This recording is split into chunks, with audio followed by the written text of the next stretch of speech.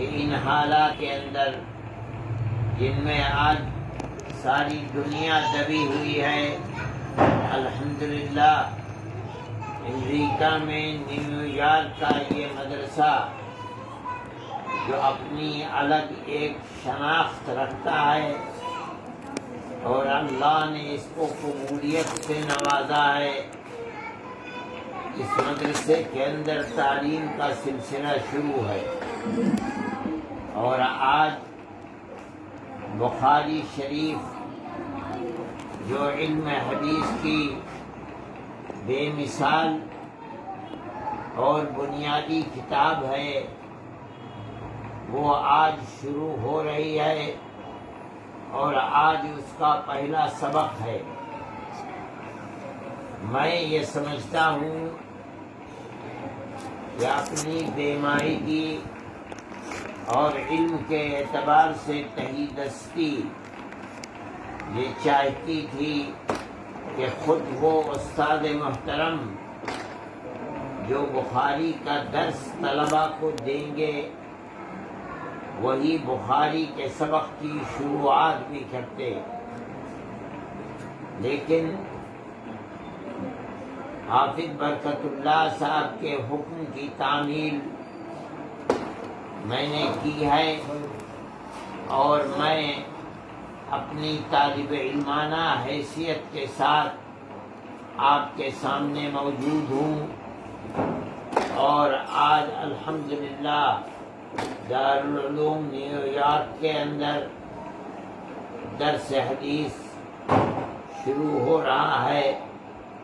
اللہ خیرات و برکات سے نوازے اور بہتر سے بہتر انجام تک پہنچائے۔ اس بات کو طلبہ عزیز کو سمجھنا چاہیے کہ علم حدیث کہا جاتا ہے علم نسب الی رسول اللہ صلی اللہ علیہ وسلم قولا او فعلا او صفتا او تقریرا، یعنی یہ وہ علم ہے جس کی نسبت آقا انعامدار سید الانبیاء والمرسلین حضرت محمد صلی اللہ علیہ وسلم کی طرف ہوتی ہے، یعنی اس اعتبار سے کہ آپ نے زبان سے فرمایا یا آپ نے اپنے عمل سے اس کو پیش کیا، یا آپ کا چہرہ انور ایسا تھا اور آپ کا قد و قامت ایسا تھا، آپ کی صفات کیا ہیں، اور یا آپ کے زمانے میں آپ کے سامنے کوئی چیز کی گئی اور آپ نے اس کے اوپر سکوت کو اختیار کیا، جائز یا ناجائز کا حکم نہیں لگایا، تو اس کو علم حدیث کہا جاتا ہے۔ یعنی جس کا مطلب یہ ہے کہ آپ جو کچھ اس کے اندر پڑھیں گے اس کتاب کے اندر، وہ یا تو آپ کے اقوال ہوں گے کہ آپ نے یہ زبان سے فرمایا، یا آپ کے افعال ہوں گے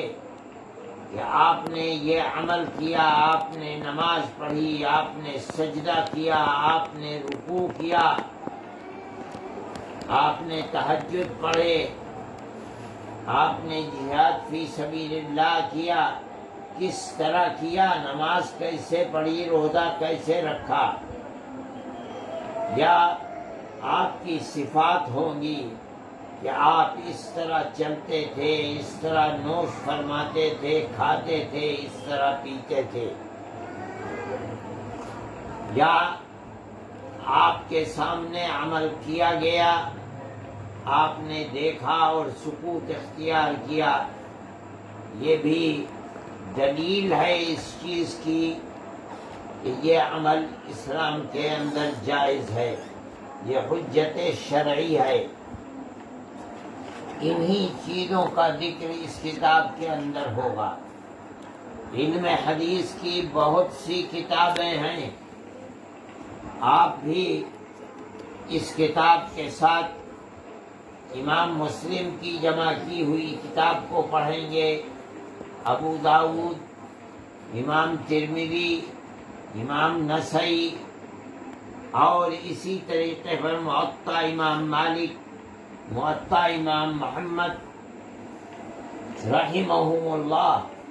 ان کتابوں کو آپ پڑھیں گے۔ لیکن امام بخاری کی یہ کتاب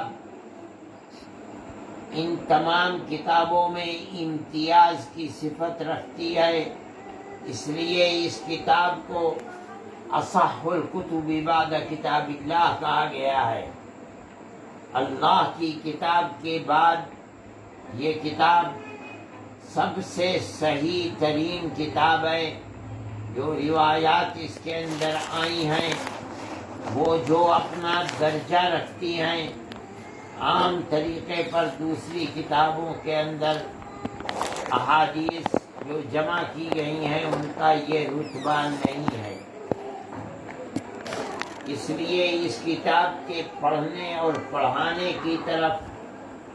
اور کتابوں کے مقابلے میں خاص طریقے پر ہر زمانے میں توجہ زیادہ دی گئی ہے۔ صاحب کتاب نے، اب آپ جب اس کتاب کو شروع کریں گے تو آپ کو محسوس ہوگا کہ سب سے پہلے جس روایت کو، جس چیز کو لا کر رکھا ہے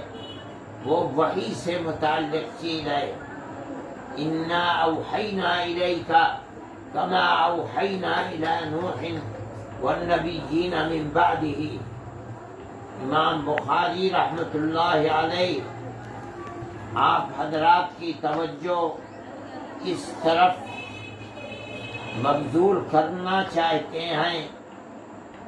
کہ اس کتاب کے اندر جو کچھ آپ اللہ کے نبی ارشاد فرماتے ہیں وہ ما ينطق عن الهوى ان هو الا وحی یوحی ہے، یعنی یہ سب وحی ہے۔ جس طرح سے وحی انبیاء سابقین کے اوپر اترتی رہی ہے جو اس آیت سے ثابت ہے، اسی طریقے پر وحی